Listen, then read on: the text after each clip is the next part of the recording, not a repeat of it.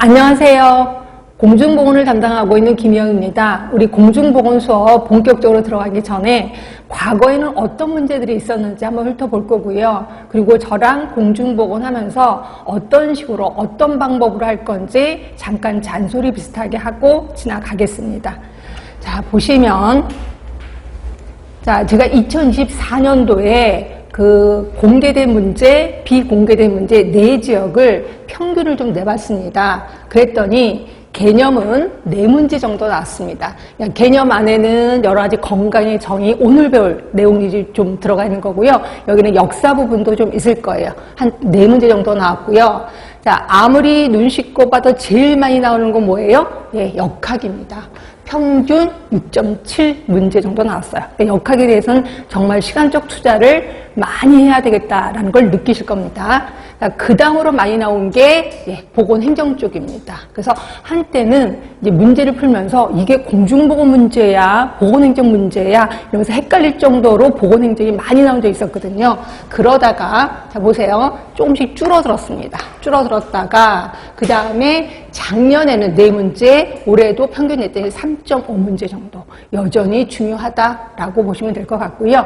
자, 그 다음으로 나왔던 게 환경보건입니다. 환경보건은 3.3문제 정도 나왔는데, 자, 과거 보세요. 거의 비슷합니다. 그래서 역시 환경보건도 무시하면 안 되겠구나. 이렇게 보시면 될 것 같고, 자, 그 다음으로 나온 게 이제 식품위생, 보건영양 쪽 나오고, 그 외에는 거의 비슷합니다. 모자보건 인구 통계. 그리고 정말 신기한 건 뭐냐면, 자, 정신건강하고 노인보건이 끊임없이 나옵니다. 그래서 계속 한 문제씩 그래서 끊임없이 나온다라고 보시면 될 것 같아요. 그러니까 여러분들이 여기에서 역학에 일단 시간적 투자를 해야 되겠다. 그리고 또 하나가 보건행정도 무시하면 안 되겠다라는 생각을 좀 드실 겁니다. 자, 그럼 도대체 어떤 문제들이 나왔는데, 자, 보시면 이 중에서 이제 노란색으로 칠해져 있는 게 있을 거예요. 이게 2024년도에 나왔던 문제다라고 보시면 되고요. 자, 제일 처음 보시면 공중보건의 발달사, 역사 부분은 여전히 나옵니다. 그죠?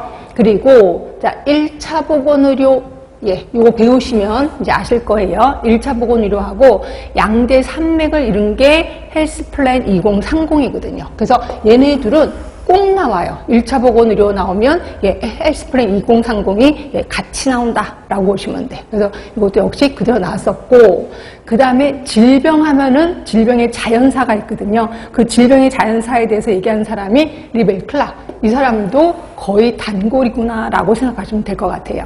그 다음에 이제 아주 근본적인 질문을 하는 공중보건의 특성, 여기 한번 시험지에 나왔었고요.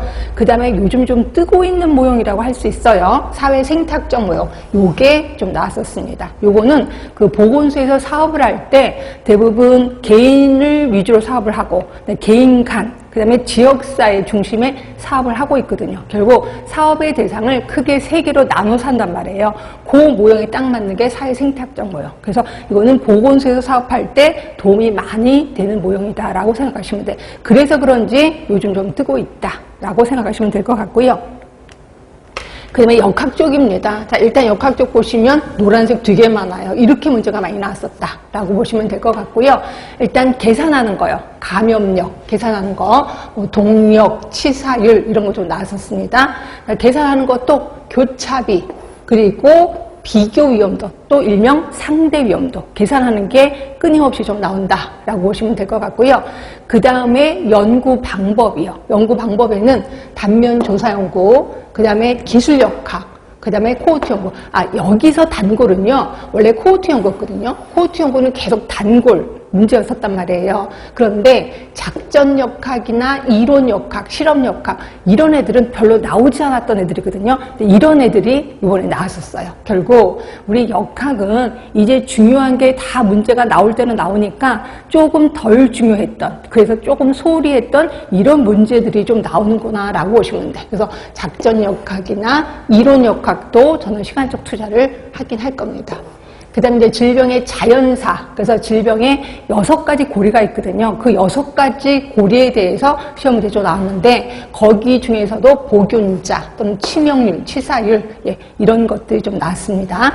그 다음에 우리 그 질병의 모형에는 역학적 삼각형 모형, 수레바퀴 모형, 거미줄 모형이 있는데 이 중에서 단골은 당연히 역학적 삼각형 모형 요거였었거든요. 그리고 그 다음으로 조금 자주 나왔던 게 수레바퀴 모형이었거든요. 근데 요번에는 거미줄 모형이 좀 나왔었습니다. 근데 이제 거미줄 모형은 만성퇴행성 질환을 설명하는 모형으로 딱 맞는 모형이거든요. 근데 요 모형이 왜 안 나올까라는 좀 생각을 했었는데 요번에 요 모형이 일단 시간 맞춰서 좀 나왔다라고 보시면 될 것 같고, 그 다음에 단골은 면역